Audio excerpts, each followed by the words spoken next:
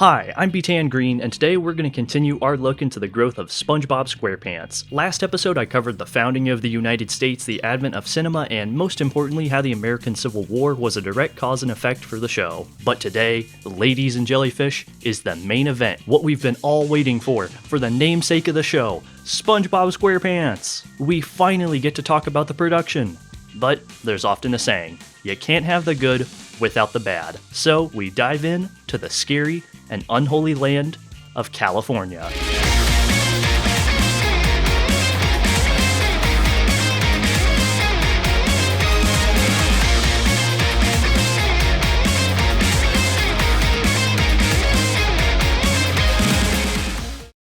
So our story begins all the way back in the 1960s with the birth of one Stephen Hillenburg. He pursued a bachelor's in natural resource planning and interpretation with a focus on marine resources at Humboldt State University. Now, you might be asking me, btan, you just skipped like 20 years in the span of one sentence, to which I'd say, yeah, Hillenburg had a very private life. We only have little tidbits here and there. Anyways, he would soon go on to teach at the Orange County Marine Institute in Dana Point, California. This is where SpongeBob was born. What better way to combine your interests in art and marine biology? Make an educational comic strip, that's what. In 1984, after graduating and getting employed at the Ocean Institute, Hillenburg created a comic called The Intertidal Zone, which was used to help educate kids on tide pool creatures and the like. But pay close attention to one important narrator, Bob the Sponge. We'll come back to him later. Afterwards, Hillenburg double-dipped into college, eventually grabbing a master's in fine arts for experimental animation. Now, if you know any cartoons ever, this shouldn't be a shock, but of course, it was from the California Institute of Arts, or just CalArts. This is the place to make stuff. I could spend the next half hour rattling off names of shows or cartoons just from this legendary place.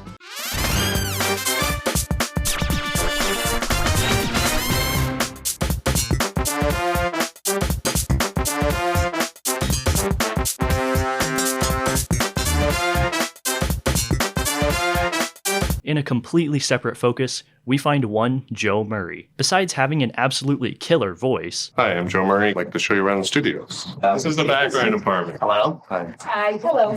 He's trying to get funding for his film and potentially show My Dog Zero, to which he eventually pitches Rocko's Modern Life to Nickelodeon. Rocko gets greenlit and our story kicks into overdrive. Now we take a look at Season 1, Episode 6 of the series, Bedfellows. Nothing special about it on the surface, right? But examine those juicy credits, and it connects there. Hillenburg got to be a storyboard director and continued these roles until Season 4, when Murray handed off the project to Hillenburg. I cannot understate the critical importance of Rocko's modern life.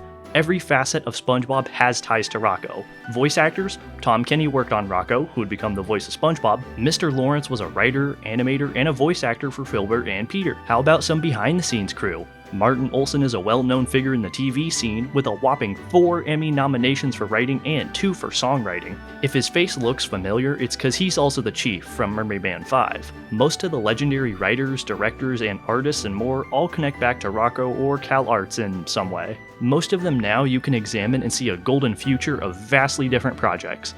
Derek Dryman, Rocko. Tim Hill, Rocko. Alan Smart, CalArts. Mark Osborne, director of the legendary Kung Fu Panda. Yeah, I'm not kidding, pretty much handled all of the early live action scenes and basically anything involving the Hoff from the first movie. And of course, say it with me now, CalArts. All of these people and the many other legends all had ties just like this. With a stacked crew of unlimited potential, it's no surprise that Rocko's Modern Life felt different. It is a one-of-a-kind show, and I'm not talking about the raunchy humor. I think Joe Murray says it best from a 1997 interview with Lisa Trainer. I can't emulate his voice, so you're just gonna have to imagine Joe Murray is saying this with his sexy, low, deep, voice. Since this was the first and only series I have ever produced, I was unaware of what the normal environment was for a studio. I tried to run it as I did in my SF studio, very relaxed. But there were many veterans on our staff, who had been on many shows, and said there was really something special about this group. We all had the same goals, to put something great on TV, and have a good time doing it. The one contribution I tried to do was shield the staff from the corporate politics that occur on any show. But yes, we all got along very well. Rocco was super special, but also quite rebellious and eccentric, with Murray himself claiming that when an executive walked on our floor, it was at their own risk. Safe to say, you can see the bombastic yet passionate fuel that Hillenburg and the Rocco crew siphoned for SpongeBob SquarePants. Murray and the crew were concerned with overdoing it, and agreed to stop once season 4 ended, after a spectacular 52 episodes. As Rocco's modern life stopped, SpongeBob began. But before you make a show, you have to pitch it. Let's go to the btan bubble.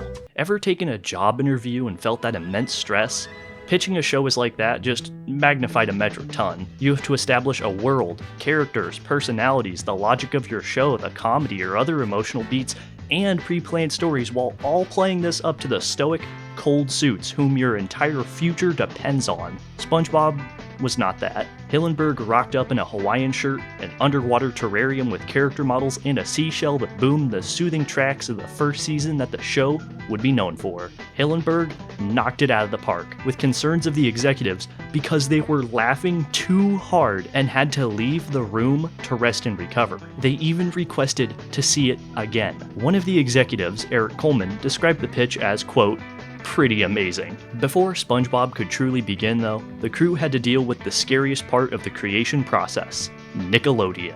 Nick cartoons during this time had very obvious similarities, child main characters and a school-like setting. Think Rugrats, Hey Arnold, and more. Hillenburg pushed back hard. If you've ever seen the show, you know SpongeBob is not a child. He may have childlike tendencies, but a core part of the character is being an adult. Hillenburg and Nick thankfully reached probably the best outcome. SpongeBob would be a student driver, and a new character of Mrs. Puff would be created. So, in the end, a happy compromise was reached, and the legend was born. Thanks, btan bubble. SpongeBob premiered right after the Nickelodeon Kids' Choice Awards in 1999 on May 1st with over 2 million viewers. If there's one way you could describe Season 1, it would be passion. Some items changed from Hillenburg's pitch bible, like some of the designs, most notably Plankton, but that delicious love and creativity was poured all over the show. Season 1 was the only one to use cell animation, meaning every frame was hand-drawn, and it is stunning. While later seasons expanded and explored the ideas of SpongeBob, Season 1 was the ocean floor here. Characterizations had to be established, jokes and themes had to be ironed out, and voices had to be perfected. Tom Kenny, mentioned earlier, voiced SpongeBob and learned to do his iconic laugh, meant to emulate a dolphin. We got Bill Fagerbacke as the dim-witted but loyal Patrick, Roger Bumpus as the grouchy octopus Squidward, Mr. Lawrence as the tiny body but huge ego Plankton, Carolyn Lawrence, no relation to Mr., as the fish out of water, Sandy Cheeks, and Clancy Brown as Mr. Krabs. From an analysis standpoint, Season 1 is the most intriguing to explore. There are surprisingly nuanced concepts explored. Take SB-129, a very weird and abstract thing that manages to feel off-putting and unnerving but still SpongeBob. By far the most enjoyable element is the emotion. Yes, Season 1 is a goldmine of jokes, do not get me wrong, but it also has such a homey atmosphere to it. Highlights include pickles, ripped pants, Texas, and more. What really slams it all home is pizza delivery. Sponge and Squid have to suffer through a journey of pain, torment, and hunger. When SpongeBob, the unflappable and unbreakable spirit of the Krusty Krab, gets the door slammed in his face thanks to this barnacle head, it's sad, but watching Squidward walk up, despite the ordeal he suffered through, and slam that box into that guy's face, nothing short of satisfying. What followed was refinement. Season 2 and Season 3 perfected the SpongeBob formula. Pretty much every single episode was a slam dunk. Every idea was so fresh, so well executed, you can find a quote from literally any of them. Take Graveyard Shift, Squidville, Snowball Effect, Chocolate with Nuts, Band Geeks, Frankendoodle, and more. SpongeBob did very, very, very, very well. Nick saw this potential and ordered more of SpongeBob SquarePants. This would culminate in the first SpongeBob movie, a box office hit. It's a great movie in and of itself, but where it truly shines is with the image of SpongeBob himself. He's a glass half full kind of SpongeBob.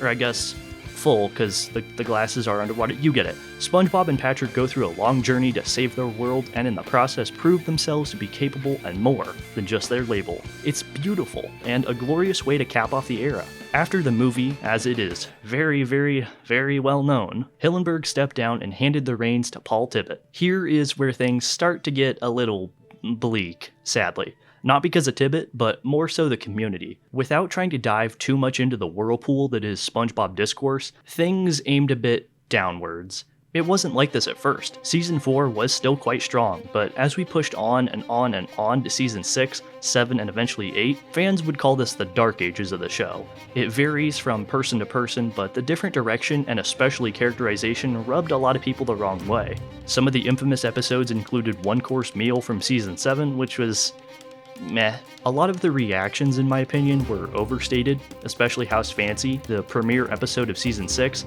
really only known for a 10-second toenail scene. A lot of these modern episodes, as they were called, which are now just middle SpongeBob I guess, didn't compare well to what came before. I'm not trying to tell you what SpongeBob stuff you can and can't like, but I think we can all agree that A Pal for Gary or Big Sister Sam are lacking in a lot of departments. The community was really growing at this time, though sadly the majority was a negative reaction to these kinds of episodes. Pie Guy Rules was a well-known figure during this time, but there are many, many more. And yes, this is the era where the term ScumBob was coined. Ooh, Mr. btan, Mr. btan! Ah, finally! I've been waiting to get to bash episodes like Pet Sitter Pat or The Splinter. They're such garbage episodes that ruin the legacy of the show, and we should go and harass the creators of them and burn down buildings and start destroying things.